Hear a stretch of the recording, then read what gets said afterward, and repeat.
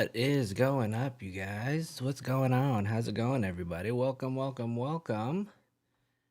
Okay, it is Saturday morning, and I just decided to jump on and do this little live because I saw that TMZ and LA Magazine put out this quick little podcast.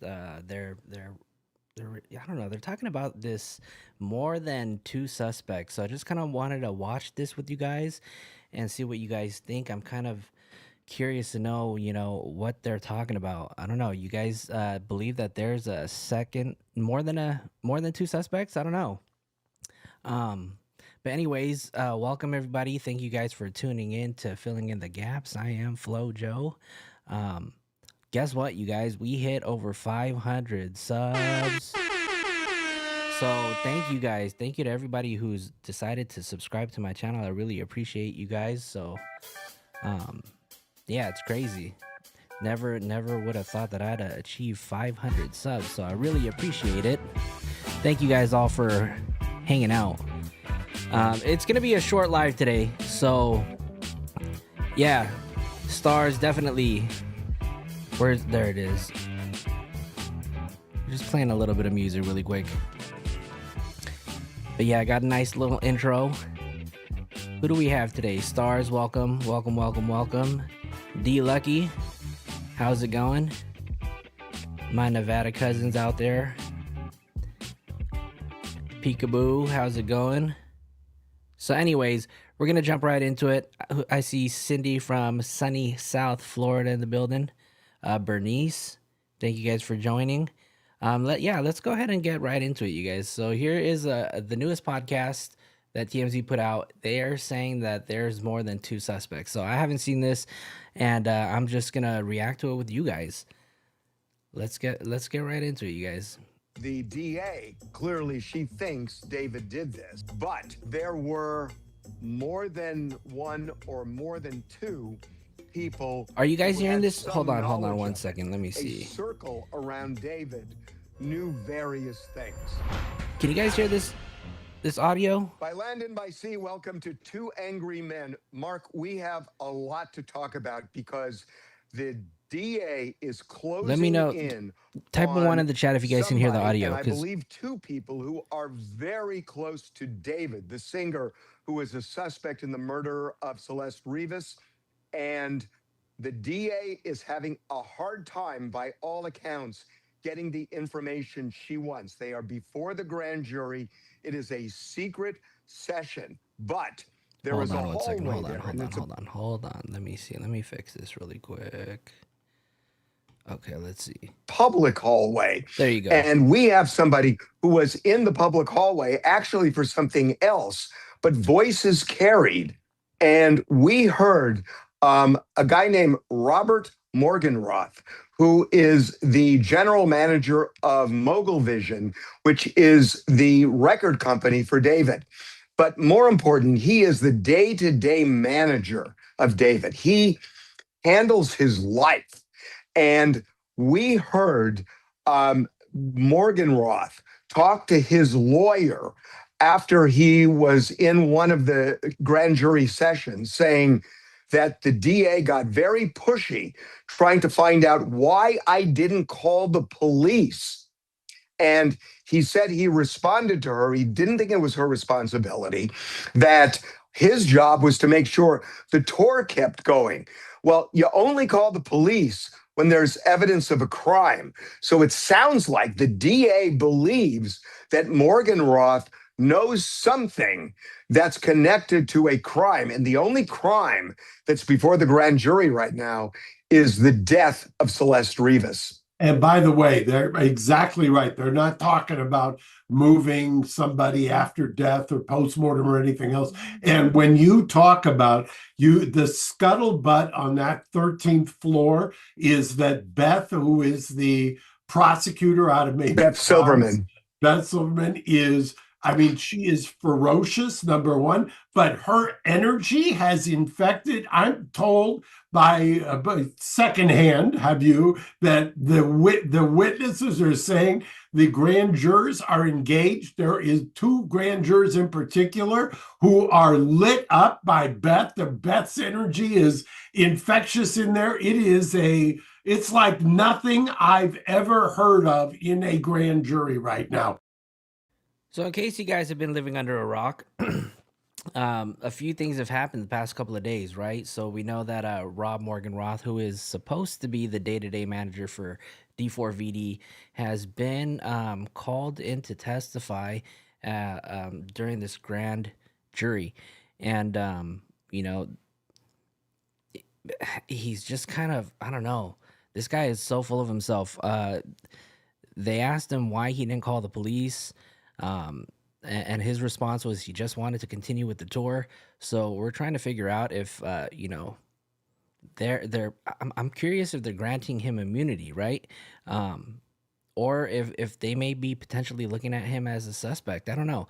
I would think that they're not looking at him as a suspect because they did call him in as a witness for the grand jury, but obviously he knows a lot more than he's leading on.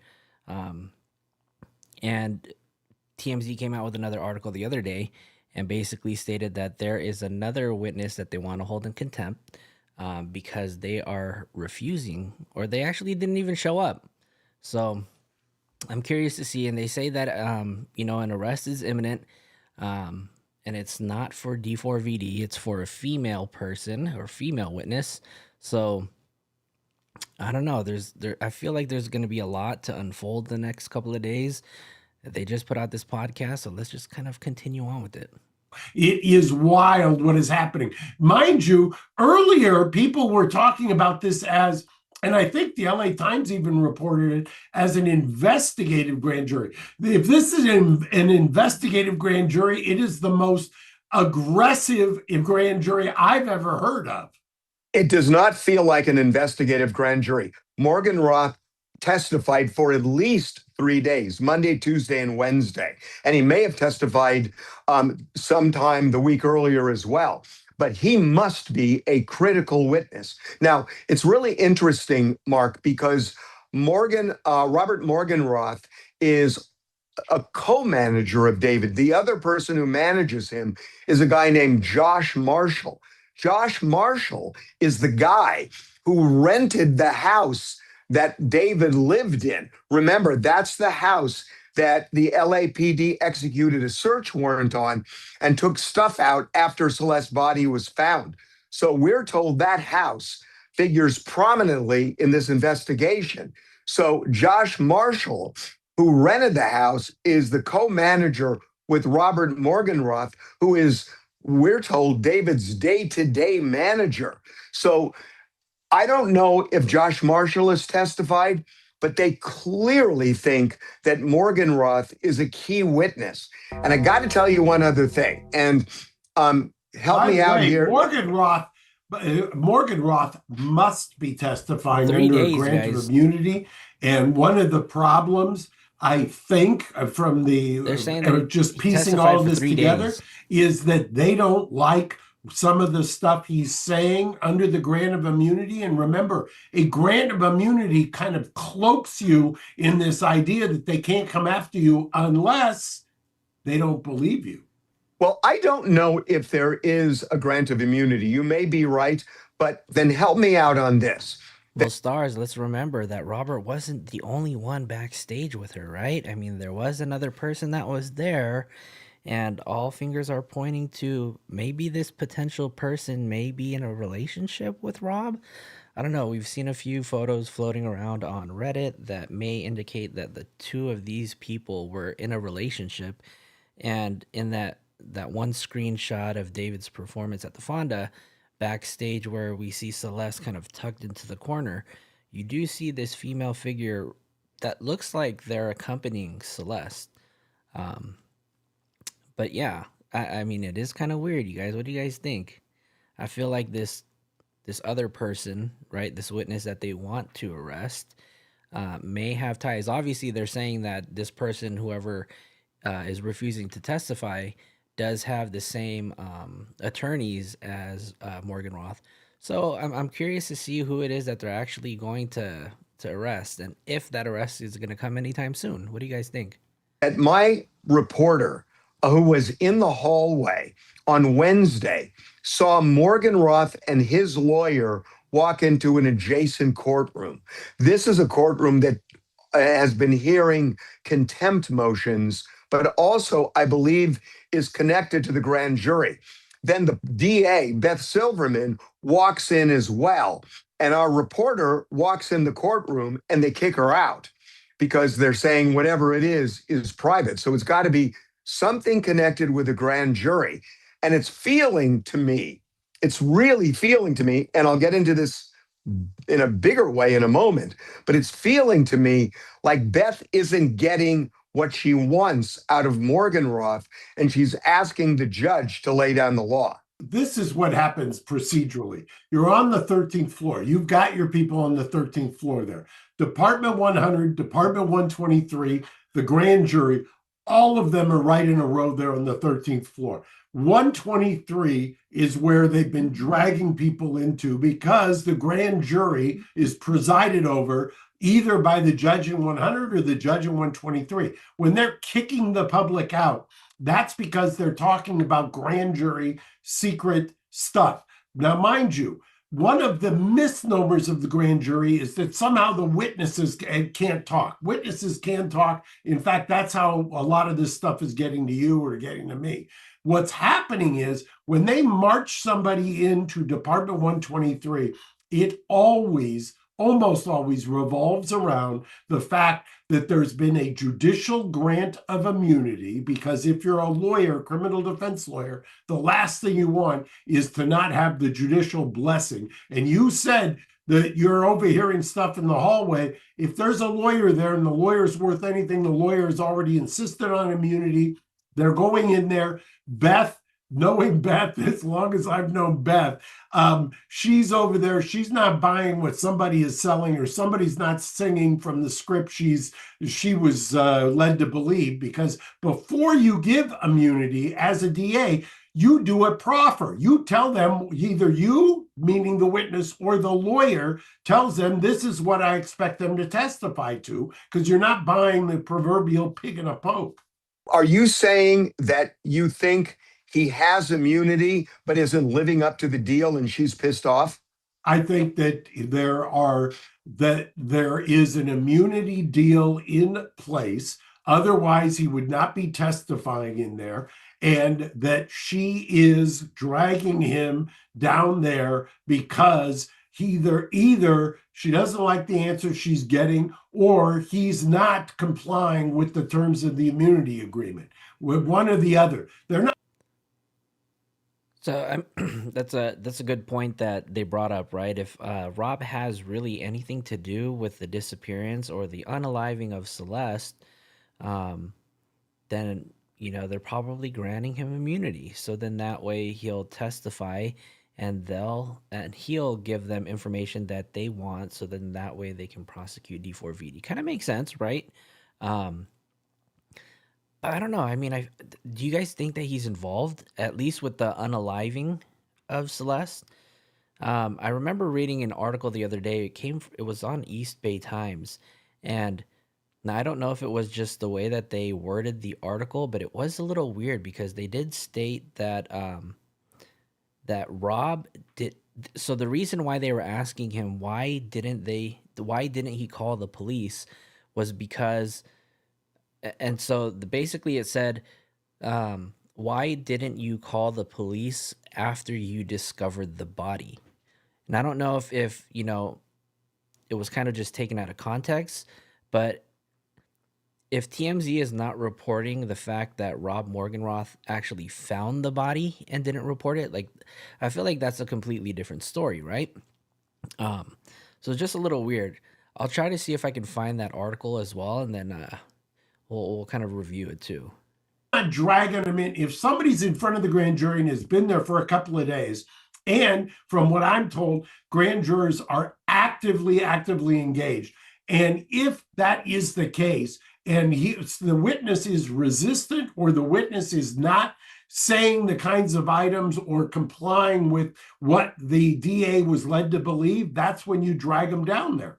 And by the way, there's also been this crazy stuff that has been posted about witnesses getting papers with scribbles on it, go to Department 123 and things of that nature, which frankly, I've never even seen before. And I don't even know if it's potentially true, but I do know from what's been reported and what I've heard is that witnesses and the grand jurors are at a heightened state of engagement.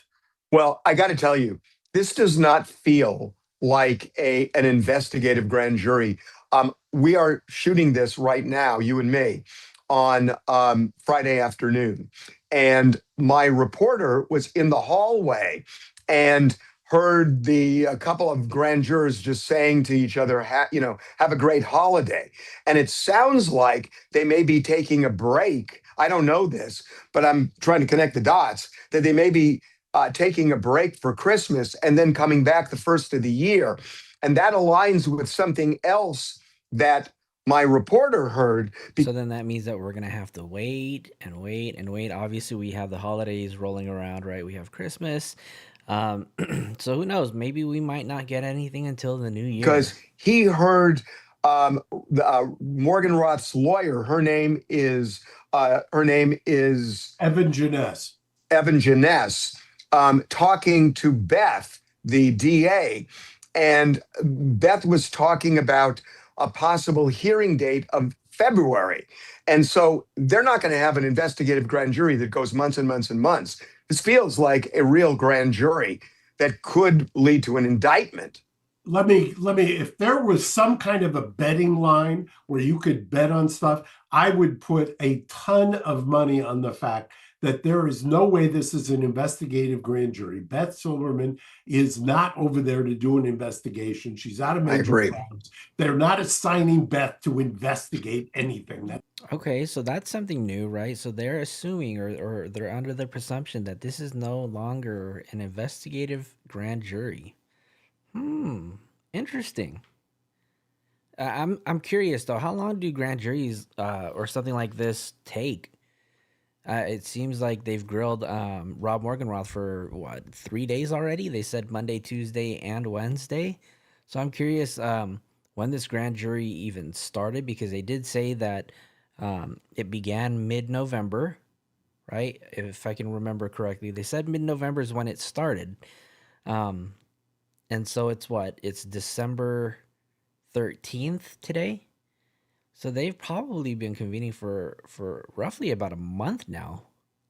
So it may be one of the biggest jokes I've ever heard. I've known her since I've said this before, since she was a baby DA. She has risen to the pinnacle in that office. She's a force to be reckoned with. And they usually, if you're the grand jury advisor, apologies to a number of them that I have loved over the years, but that is a place for rest and recreation. It's like sitting in Department 30 in arraignment court. That's not where you're going to sit there and put somebody like Beth. So this is, I agree. And I've also heard that one of the reasons that this seems to be going so long is precisely what you reported earlier. This friction between the ME and the LAPD has reached levels I have never seen. And I haven't either. That is causing enormous problems because they've got an investigation. There is, by all accounts, the LAPD is not on board, so to speak, with where the ME is. Well, what I'm told is that from our sources, I think what they've ruled from the ME, although I got a caveat here, is that cause of death is undetermined because of the condition of the body. I don't know whether the toxicology is in. It has to be in by now because her body was found in early September. And that's all on lockdown. I'm assuming. And the ME report, right? I'm curious about this toxicology, you guys. What do you guys think is on that toxicology report as far as I guess my focus would be the all of the opioids that they've been talking about, right? SF Investigates mentioned, a couple weeks ago that when he went back to the house to do another separate investigation, they did find a ton of opioid bottles. He mentioned roughly around like 3 bottles that were scattered around the house. Lortabs, Norcos that they were talking about. What do you guys think this ME report will show?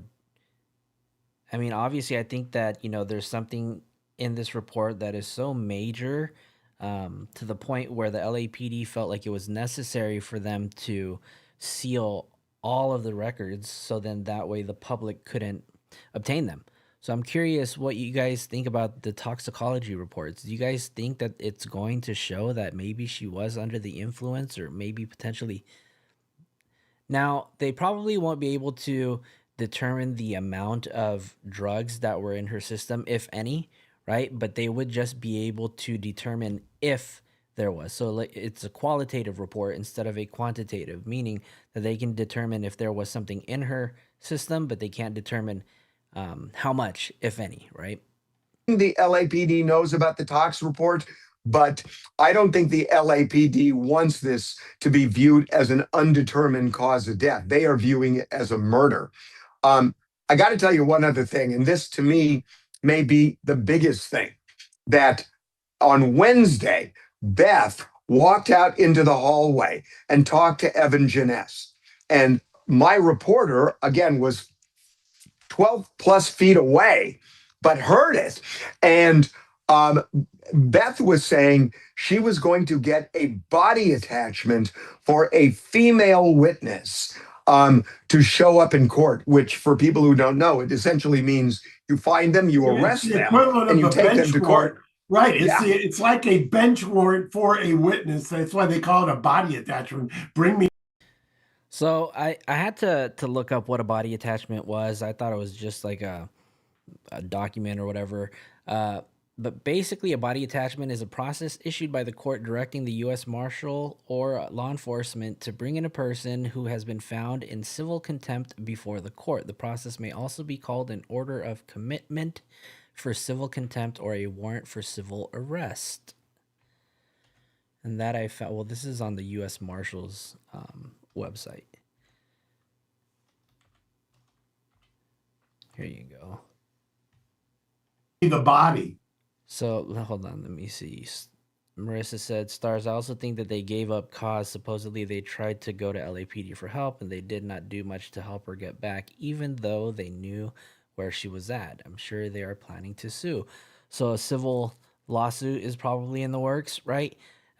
Maybe if this actually goes to trial, the civil lawsuit will probably follow afterwards, right?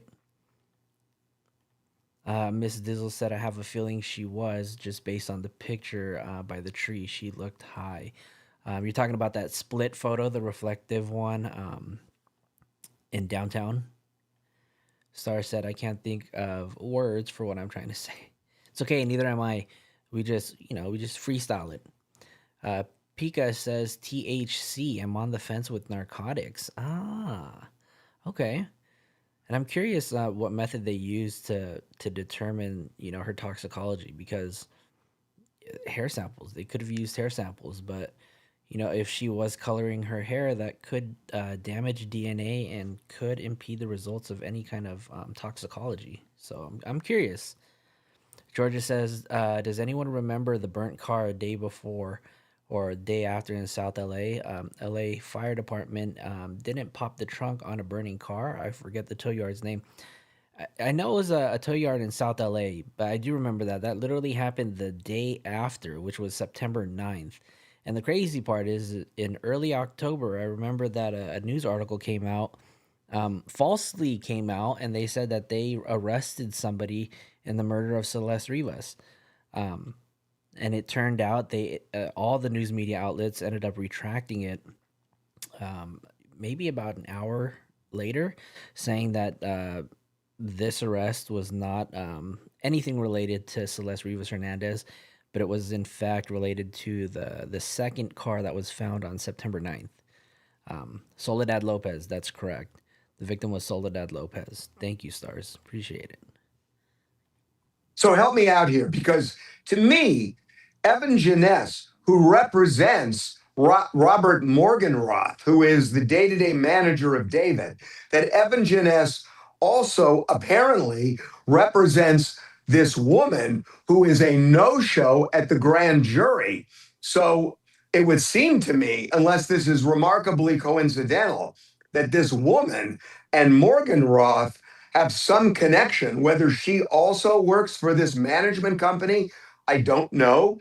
But it would be remarkably coincidental if Morgenroth has nothing to do with this woman, and that one lawyer represents both of them. So what happens often in grand jury proceedings, you don't see it as often in the state court, because the state court, as you know, in California, does not use the grand jury like where I'm sitting in New York, where they use the grand jury basically instead of a preliminary hearing. But what happens in grand jury defense work is whoever is the lawyer for the target, and we know who that is in this case, Right. the lawyer for the target wants to have a joint defense agreement so they know what the heck is going on in that grand jury. So what they do is they may reach out and suggest that people go to lawyer A, lawyer B, lawyer C, and have those people under a joint defense agreement. And that way they know, in this case, whoever the lawyer is in the hallway may have one or more witnesses under a joint defense agreement. And as they're getting marched in and out, you can't get between the lawyer and the witness because that's attorney-client. And then the lawyer for the witness is under a joint defense agreement with the lawyer for the defendant. And therefore, you're at least doing a parallel investigation and you know what is happening inside of the grand jury in real time so that you can keep your investigation going. Because I guarantee you there's an investigation going on by the defense. In this case, the lawyer for the witness, Robert Morgenroth, is the same lawyer that's representing David. They're two different Correct. lawyers. Correct. And Yeah. and But I'll but bet what, you that those two different lawyers are under a joint defense agreement. maybe, but it would seem to me that Evan Janess, Morgenroth's lawyer, also representing this woman who's uncooperative, it just feels like there's some connection between that woman and Robert Morgenroth. You know, the guys who pioneered this. Hold on, Stars. I know you brought up Bryant Barnes in one of your comments. Man, is he another one of those suspects? Man, he was such a good artist too. Don't tell me that there's anything wrong with this guy. Oh man, music. These artists nowadays, they just they're not the same. They're weird, huh? Or the Weirdos. ex-AUSAs, on the federal side where they do almost exclusively grand juries. When's the last time you saw a preliminary hearing in the federal court? But ex-AUSAs, I always tease, have the secret club where they've got the usual suspects that march in during grand jury proceedings, all under a joint defense. And the ex-AUSA club is, okay, you represent these number of witnesses. Master Death, you're talking about Andrew Luce, the producer who we did see the freezer in the background, the one who bought the freezer so he can store Dippin' Dots for his girlfriend. It's kind of odd, right? Somebody just randomly buys a freezer, and I get it, right? If you have money, you're a big time. I don't know if you're a big time producer or not, but you just buy a random freezer just for Dippin' Dots. And I remember he came out maybe a couple weeks ago, posted a statement about it, saying that the freezer is still in the same spot that when it was delivered, so he hasn't even opened it. Makes me wonder. Your girlfriend probably doesn't love Dippin' Dots that much, right? Because you haven't taken it out of the box.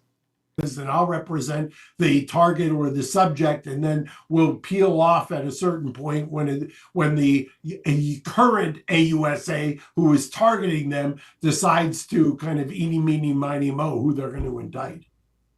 So if they are doing this right now before the grand jury, and it's not an investigative grand jury, it would seem to me that the investigation is complete enough that they can go for an indictment, correct?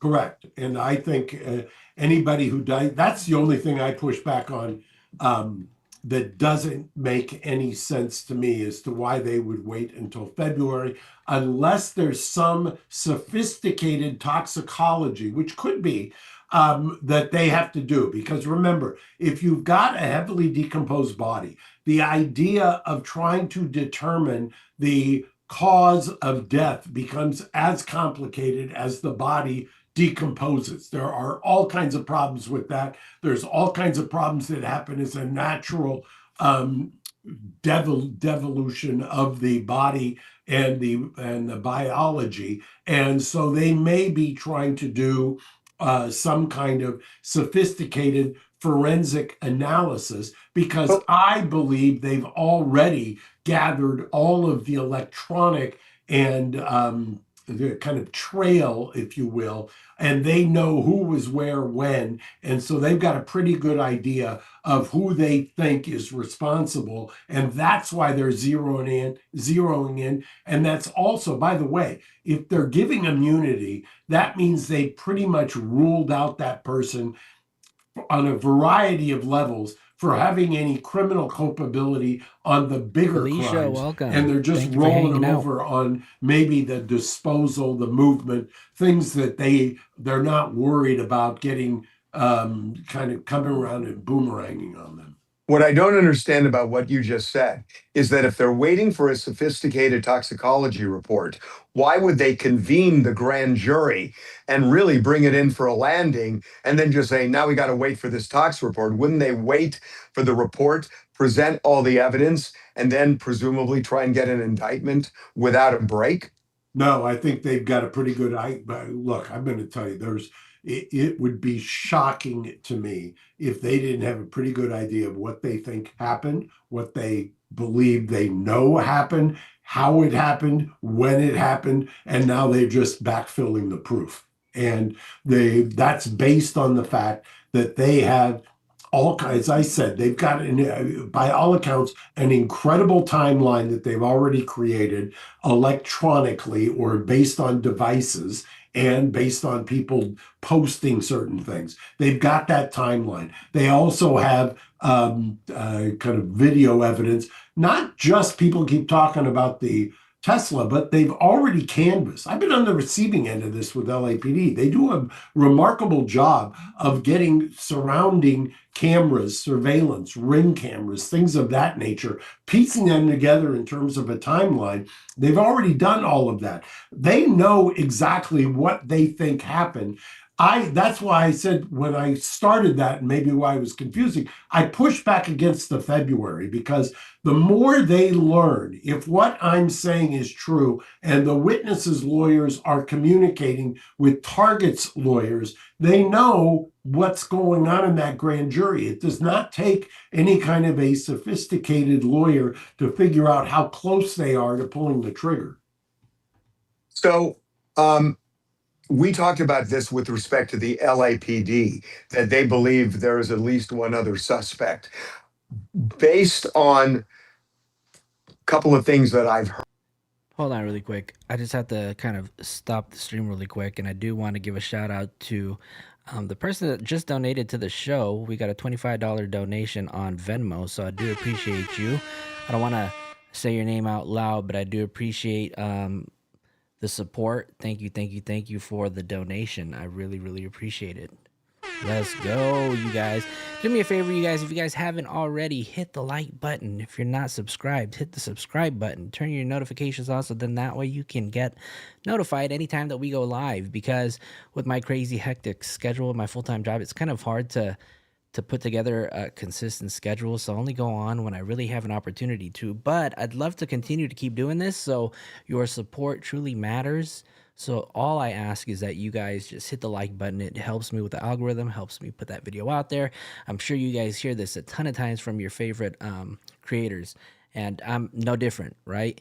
Do me a favor, hit the like button, and let's keep going, you guys. Heard.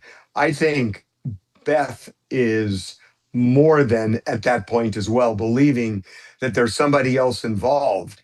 And I think she's not necessarily satisfied that it's just one other person. This is the sense I'm getting. And I don't know that for a fact, but based on some information that I'm getting, it feels like she has not honed in just on a person or two people, that this could be broader than that. And that's the sense I'm getting from our intel. Right. And by the way, it's also more traditionally in the federal than the state, but to cast a wider net so that you get somebody to kind of give up the information and roll on the others. And we had heard before that it was two. Yeah, but now they've expanded that, and they've And expanded there's a reason, by the way, Mark, I'm saying this. I can't say it, but I believe that you and I she is both not know what.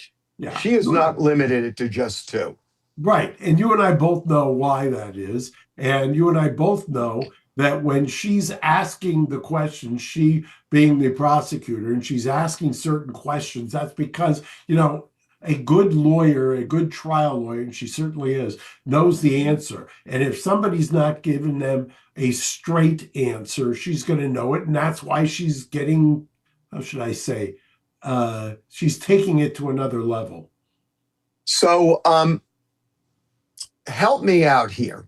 So you have a situation where this body supposedly, well, we don't know, but we know David took a mysterious trip to Santa Barbara and then spent a couple of hours in a remote area. So do you think they've pieced together? I have to ask you guys, right? Because there's a lot of back and forth about the timeline and the time of death.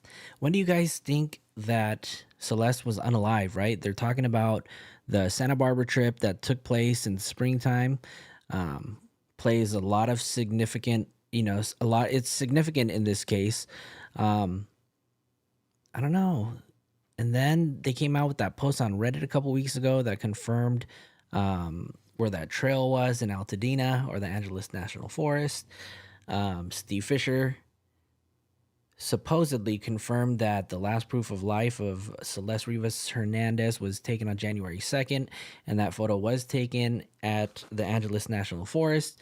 So I'm curious what you guys think. Where or what significance does Santa Barbara hold?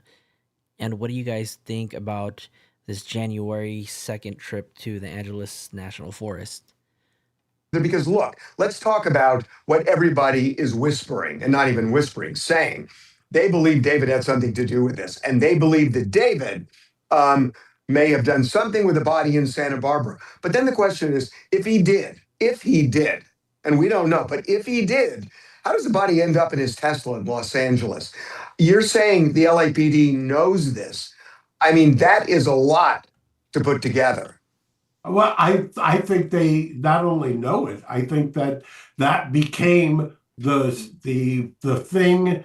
You talk about the type of death, so to speak, whether it's a homicide, whether it's undetermined, or well, they're considering it a murder. Yeah, clearly they are. They're also, as you remember, this unbelievable MEs saying that fingertips were waterlogged and were consistent with being frozen. And So just to clarify for you guys, right? Homicide versus murder. So the main differences between homicide, murder, and manslaughter centers on the intent and circumstances. Homicide is the general act of one human killing another. Murder is unlawful homicide committed with the malice aforethought, involving intent to kill or cause serious harm or extreme disregard for life. Manslaughter, which is it's unlawful homicide without malice occurring in the heat of passion due to adequate provocation or voluntary, or as a result of criminal negligence. the LAPD coming out and just have absolutely saying that's not true. Yeah, they told us our story. They told us our story was wrong. And then we've actually seen that in writing, they say that they couldn't take the fingerprints off of Celeste because of waterlogged fingers. So there you go. And by the way, so there are, unless they're Georgia, you know what? I heard that Atami is the alter ego, and you know what? In the David verse, there's supposed to be four other people. So I'm curious who these other alter egos are, and if we'll ever see them. I mean, now that this case is so deep, but wasn't Itami the alter ego that killed and was a detective that solved his own crimes? Well, it doesn't look like he's going to be solving anything by himself now. Now that he's knees deep in all this shit. Um, yeah, Tommy. I remember hearing Mark was talking about in one of his lives that I guess on Discord, they were talking about this murder as like a comic series or something like that, and basically, Itami just kind of created the whole thing in like real life, and the people on his TikTok were supposed to help solve the case. Yeah, so just FYI, Deladank, thank you for putting that. Yeah, we're no longer calling him David over here, right? We call him Diva, DIV4. That's his new name over here. So yeah, Tommy's one of those characters, and I don't know what the significance is, that surrounds this number four. Obviously, we know that the number four like represents death in Japanese. It's also one of those bad numbers. So just like the number 13 is here, right? I heard in Japan they skip like the number four on like elevators too. Um, I don't know if anybody is in Japan right now can confirm. Let me know. M4D. Considering this a drowning, the supposition by the ME was that the body was partially frozen, and partially frozen is why you had waterlogged fingers. I mean, That's what we're told. yeah. So, okay, Mark, I don't want to get out over my skis on this, but Hold on. Let me Morgan, read some of these comments really quick. Master Death said there are hidden faces in the art of that cartoon characters on a CD cover. Yeah, I just seen that yesterday, so we'll take a look at it in a bit, and we'll see all of the things that they're talking about if we have a little bit of time. I'm not going to be on here for too long. I do just want to finish the podcast, and I've got a Friendsmas party to attend to today, and I still gotta get some stuff for the potluck. So I'm not gonna be on here too long, but we'll see. It's already what 12:17 now, but we'll be here for a bit. Um, wasn't Itami the alter ego that killed? Yeah, we got that. So Star said after Coachella. So which one? Week 1 or week 2? Dizzle said half or 1/3. Let's see. I think Santa Barbara's looking for a place to bury. He said that a rose grew from the dirt and returned to the dirt, so he had plans to bury, but the story changed to dismembered. Yeah. Georgia said the very end of July, I honestly think the Santa Barbara is another girl. I don't think Celeste was his first, just a theory. That would be interesting. I know that there's been a lot of talk lately about him this not being the first time. I know that there was a screenshot that came out of D4VD that posted something on a separate Discord server, and I think people are still trying to identify which server that was, where he basically blatantly typed out that he committed a schmurda. And then one of the people that responded said, I hope it wasn't another 10-year-old. That comment, though, was pretty sus if you ask me. So I'm curious to know, David, were you into this stuff for a long time or what?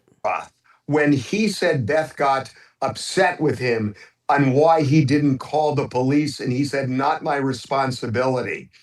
And then when you pair that with what I believe to be true, which is Beth is not only limiting this to two suspects. Okay, so here we go. I'm curious, how many suspects are we talking about, Harvey? What's sounding like to me is that whatever was happening was known, but not that other people participated necessarily, but some of this was known to other people, allegedly in David's world. Correct. And That's that's the way this right. is feeling to me. That's exactly the same kind of reaction I had, that she knows because people had talked. She's got her sights on more than just one or two people. And by the way, I gave you immunity, Mr. Witness, and you need to tell me why you didn't call, because I think I know why you didn't call, and you're not being forthcoming to me. So what does that tell you? Now, I will say that, because we want to be very transparent here, that this manager has been the manager for around 4 years. And David was on 2 other tours in addition to the one years. that he was on when Celeste's body was discovered in his car. But it would seem to me this has to have to do with the September tour, because otherwise, why would Beth be interested in something 2 years before? Oh, and by the way, Is Harvey on a yacht? Is he on a boat or is he in his house? I feel like the water is just moving. Am I tripping? This guy's really just trying to shit on all of our faces, right? Interested in something 2 years before. Oh, and by the way, I'm as you know, I make my living out of the presumption of innocence. The fact that the person is in there, whether they've got immunity or not, speaks volumes as to that person thinking, I didn't do anything wrong. I'm in there. I've been either given immunity or I've gone in without immunity, which I think is highly unlikely if you've got a lawyer sitting there.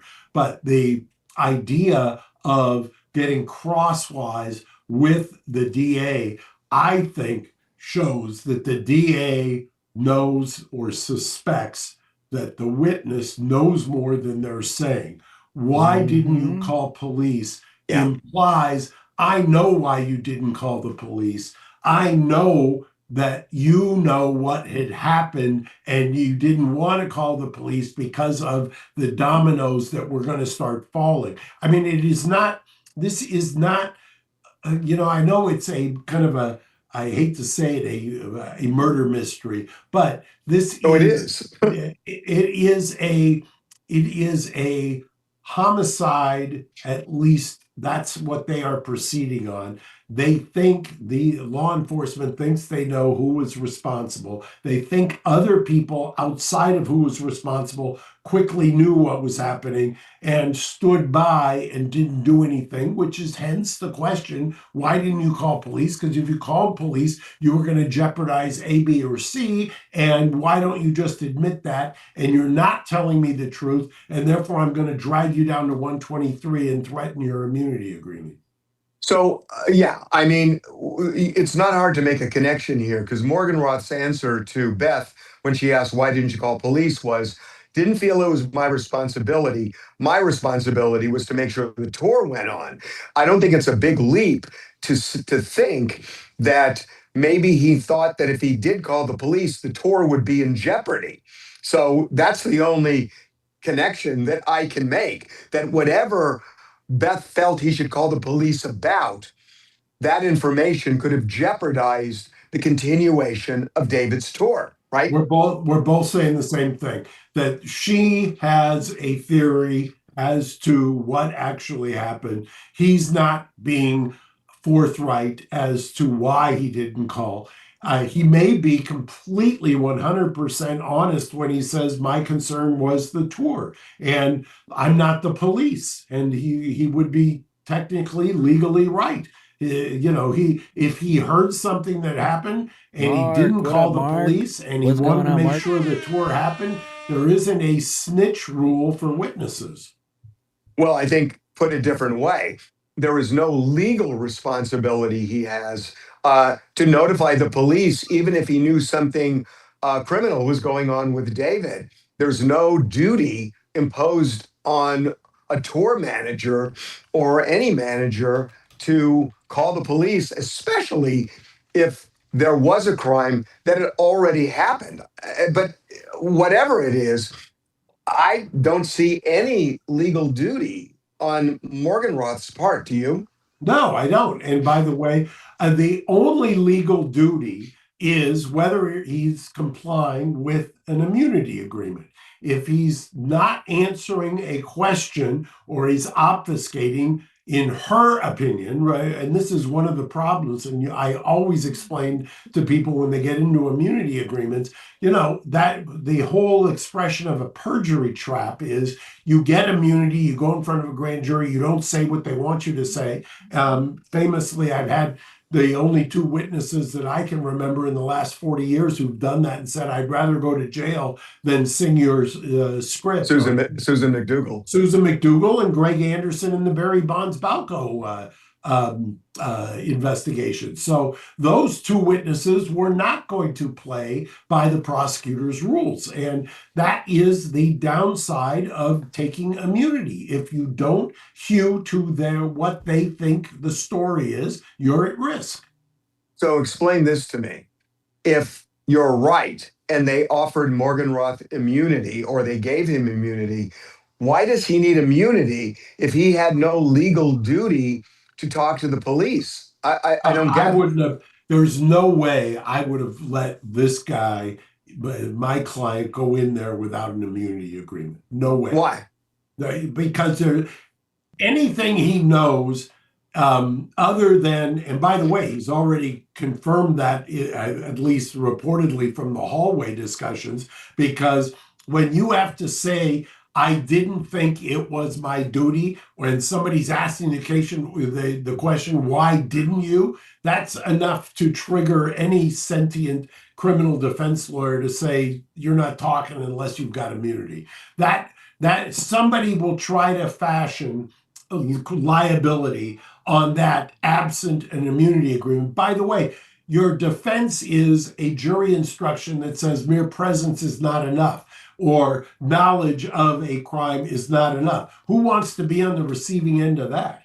Everything I'm hearing seems to suggest that whatever Beth thinks happened, and clearly she thinks David did this, whatever she thinks happened, there were more than one or more than two people who had some knowledge of it, because everything I'm hearing, based on a reporter there and other information, is that her net is wider than two people. So I think she thinks, and again, I'm connecting dots, and I'm not going to say I know something when I don't, but I'm connecting dots. That I think Beth believes that a circle around David knew various things. Does that make sense to you? That's exactly what I think is happening. I think not only two or three, I think there are as many as 8 different people who were in the orbit who had heard or had witnessed what had happened. And they are basically casting that net, trying to get closer to the center of that circle. So the joke is that a grand jury would indict a ham sandwich. If the LAPD except if it's Tish James, but other than that, yes. Okay. Nice deviation. So Stars sent me some photos, and these are some of the photos that show that Rob Morgenroth, the tour manager, the day-to-day tour manager, was on tour with other people. So I believe this one on the left is him on tour with Hannah Bang.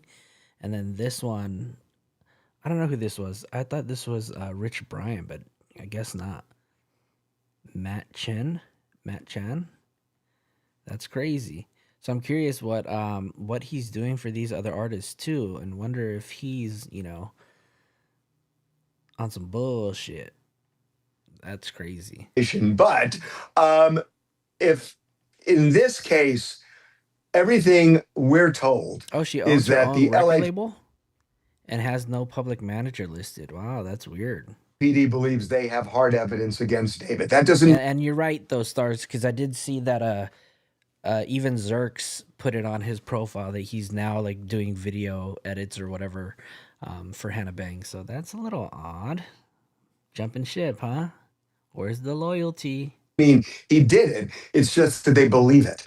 And so if they believe it and they have evidence, they have data from the Tesla, they have ring phone video.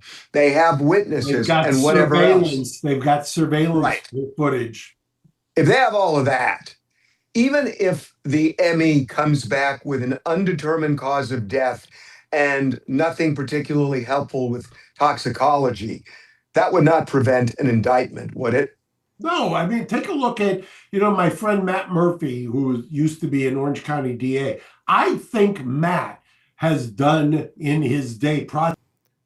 Stars, you sent me some photos that yeah, I just looked at right now. Those are a little disturbing. They're of Bryant Barnes. You sent me a few photos, and he's wearing the same pink Hello Kitty sweater that David wears. So I'm wondering if like somebody from up top is like grooming these artists who are then adopting these nasty perverted styles and ways that go after these young these young minors. This is ridiculous. This is weird. Prosecuted 5 no body cases. I'm old enough to remember, you're old enough to remember J. Miller Levy, who was a legend in the LADA's office, who made his career on a no body case. If you can get a conviction on a no body case, you can get a conviction on a no evidence, no direct evidence case. Do you think David's going to get indicted? Do I? Yeah. I wouldn't start betting on that. I don't think I'm there yet. Really? Yeah, I really don't. What's giving you hesitation? My hesitation is that the split between the ME and the LAPD is an opening for a defense lawyer that is it's almost unheard of to have that kind of a public split. The last time I can remember anything like that happening was a case that had nowhere near this profile, but it involved Cyril Wecht, the late great Cyril Wecht, in Pennsylvania, who was the elected coroner, and he had gotten sideways with the prosecuting authorities. It's very rare. You have to understand, people who work in this area will tell you there's usually a very symbiotic relationship between the coroner and law enforcement. And by the way, which I always will plumb, because one of the things that you often find is that the ME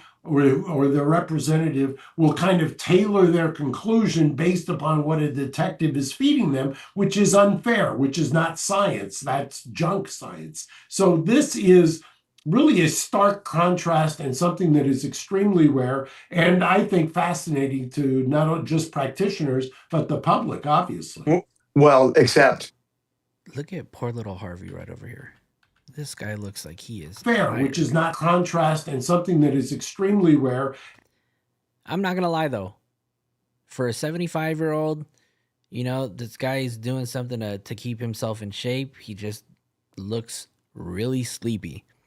And for 75, I mean, look at him compared to Mark Garagos. Garagos is 68? And he's over here looking like Sean Connery. And I think fascinating to not just practitioners, but the public, obviously. well, except that's something that comes up at trial when the defense puts on its case. For a grand jury, they're not going to know anything about this dispute. So again, I ask, do you think this grand jury is going to indict David?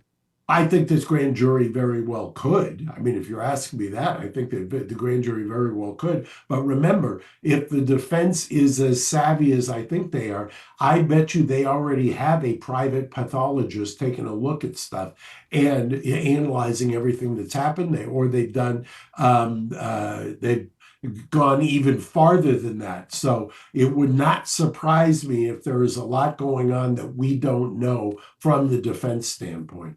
I'll leave you with this. I think bigger than that is that if David gets indicted. I just want to share these photos with you guys really quick because these are weird. This one. And hold on, let me put up this one right here. Let me know what your thoughts are on these photos right here. Hold on. I'm just going to put them up on the screen. They're going to cover.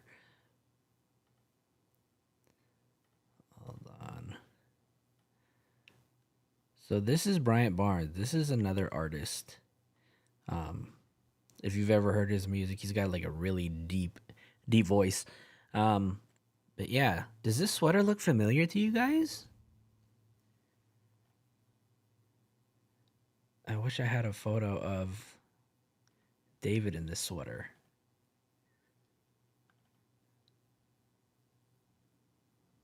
Isn't that crazy? I'm curious too. Is this the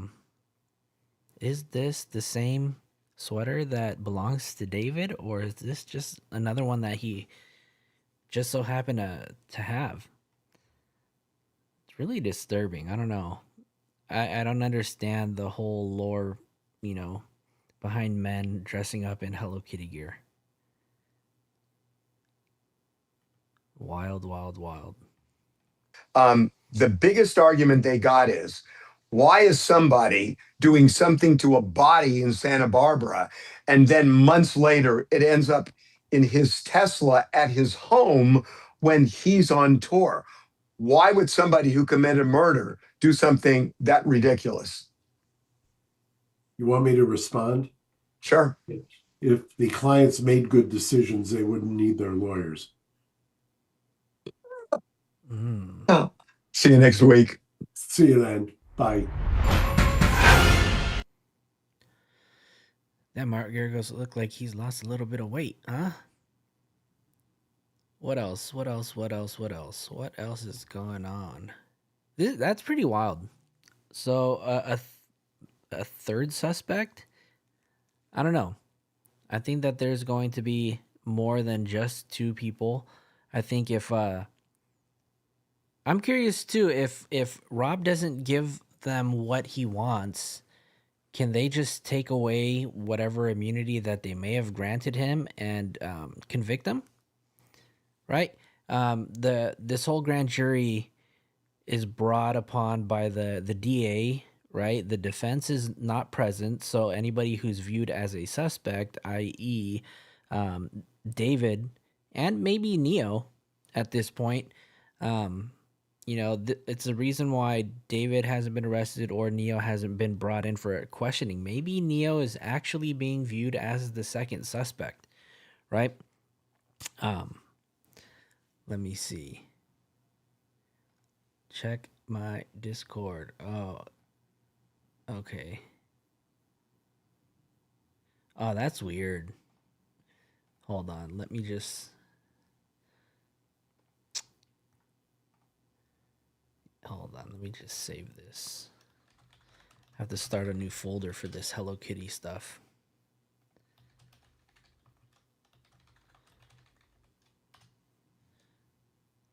I want to show you guys this this photo.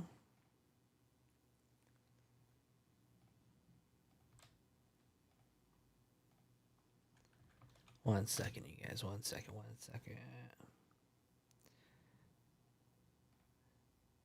Which one is this one?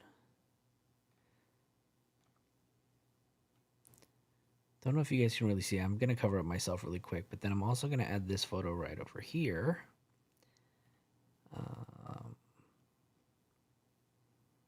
This is crazy.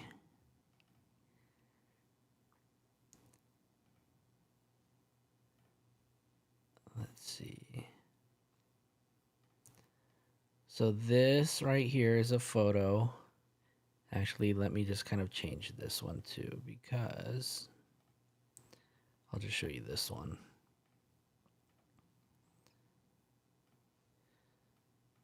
Let me turn this one off.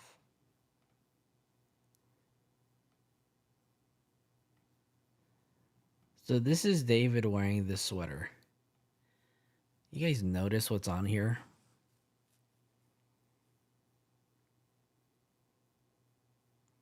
I think it's just odd that this actually says it on here.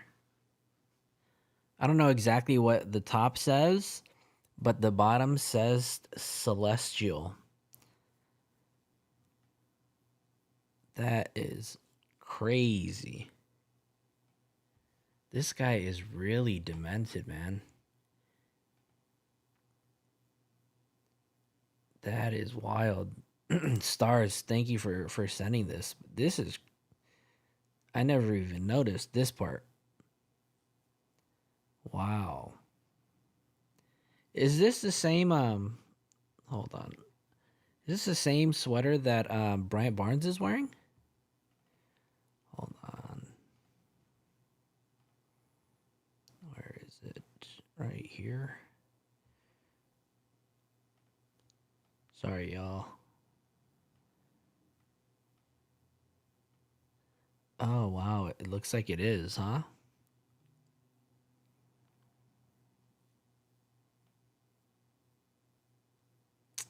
This guy is something else. So, Bryant, you got some explaining to do. What's with the Hello Kitty? I don't know. The Hello Kitty sounds a little sus. Yeah. That's crazy. Well, you're not going to catch me wearing Hello Kitty anytime soon. Not my cup of tea. But yeah, that is pretty ridiculous, you guys. Native Girl, welcome, welcome, welcome. How's it going? Let me give a shout out to everybody that's in here.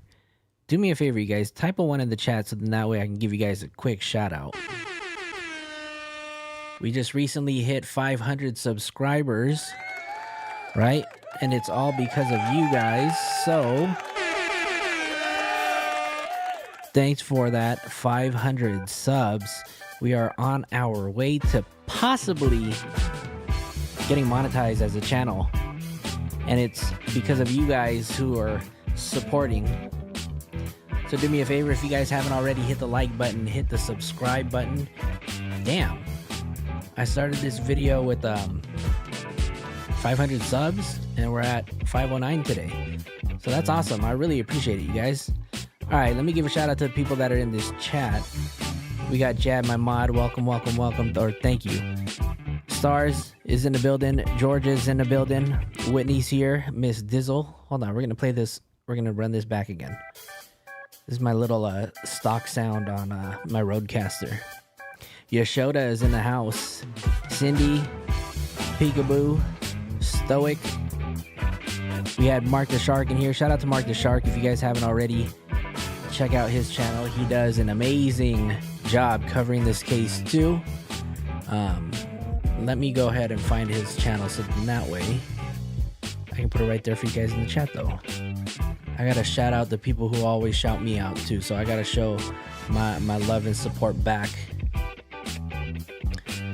So this is Mark's channel, so do me a favor, go ahead and follow him if you guys haven't already. Starfly, welcome. Carrie, welcome. So we got some new subscribers in the house. I appreciate you guys hanging out. Yeah, 500. Yeah, we're micro. We're a micro channel over here, you guys, and we're just out here just trying to spread awareness.